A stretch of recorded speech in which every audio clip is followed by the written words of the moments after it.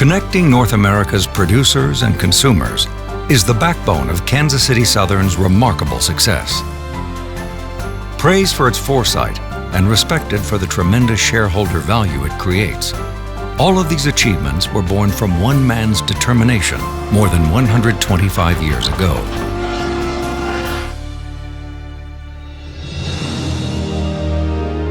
In 1887, raising private capital at a time when most railroads are backed by government funding, entrepreneur Arthur E. Stillwell founds the company known today as Kansas City Southern.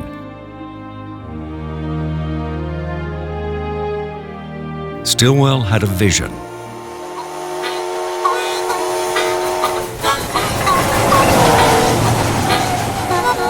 He saw a railroad running grain, coal, and lumber north and south, across America's heartland and down into Mexico and beyond. Many people dismiss Stillwell's idea as nonsense because at that time, railroads in the United States were being built to connect the East with the West.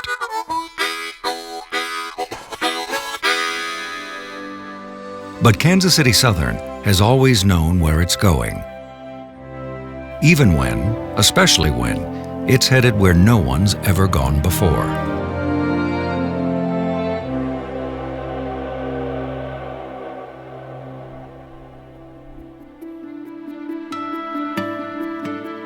By 1897, after securing additional private backing in the midst of a global financial crisis, Stillwell completes the Kansas City, Pittsburgh, and Gulf Railroad Company route.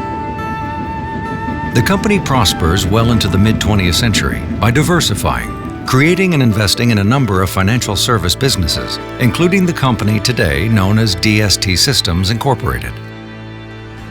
More than 100 years after the founding of Kansas City Southern, an entire continent is catching up with Stillwell's idea of open trade spanning North America.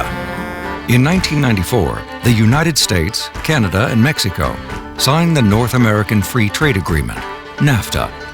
This eliminates tariffs, opens up trade borders, and significantly alters North American shipping patterns. Around this time, Atchison, Kansas native Michael R. Haverty, himself a fourth-generation railroader, joins Kansas City Southern as railroad president and chief executive officer. Under Haverty, Kansas City Southern takes interest in Texas-Mexican Railway. It's a strategic move Stillwell himself would appreciate. It keeps Kansas City Southern competitive in South Texas, setting the table for future cross-border rail transportation, just as NAFTA's economic benefits are being realized. Over the next few years, Haverty guides the company through acquisitions, partnerships, and strategic investments that grow Kansas City Southern's North-South rail franchise all the way into Mexico, acquiring and opening new terminals in the United States and Mexico, bringing new rail capacity online in South Texas, improving and growing seamless cross-border services, and spinning off Kansas City Southern's successful non-rail businesses, including the Janus and Berger funds, to focus again on its railroad roots, returning to build upon Stillwell's 19th century vision of railway expansion into Mexico. In 2002, Kansas City Southern dedicates its new corporate headquarters, a symbol of the company's confidence in its own future. In 2008, David L. Starling joins the company as president and chief operating officer, becoming CEO 2 years later. Kansas City Southern's growth takes off exponentially.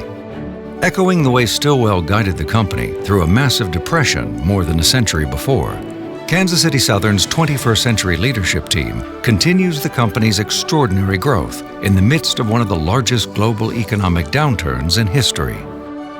Achieving investment-grade rating, paying dividends, joining the S&P 500 index, and being celebrated by the New York Stock Exchange on the company's 125th anniversary. Today, Kansas City Southern remains a unique railway. As the sole rail provider to Lázaro Cárdenas, one of the fastest-growing ports in the U.S. and Mexico, Kansas City Southern has been working to move freight shipments from truck to rail, developing a major intermodal service between central Mexico and the United States. Today, Kansas City Southern plays a growing role in our nation's energy future, by moving crude oil to the Gulf Coast region and frac sand to shale drilling sites in Texas and Louisiana. The railroad provides access to Port Arthur, Texas, the town named for Stilwell, as well as Eagle Ford and Permian Basin, offering significant leverage to crude by rail and other energy development opportunities. And Kansas City Southern serves as a grain pipeline between the Midwestern United States and Mexico. With a network strategically positioned to move vehicles produced in Mexico to markets in the U.S. and Canada, Kansas City Southern is poised to participate in Mexico's growing economy, helping meet the increasing demands of their population. Today, the people of Kansas City Southern preserve the founding spirit of entrepreneurship, and that's important when you run the fastest-growing railroad in North America. In an ever-changing transportation landscape, the ability to change direction quickly has kept Kansas City Southern on course for more than a century and keeps Arthur Stilwell's vision alive.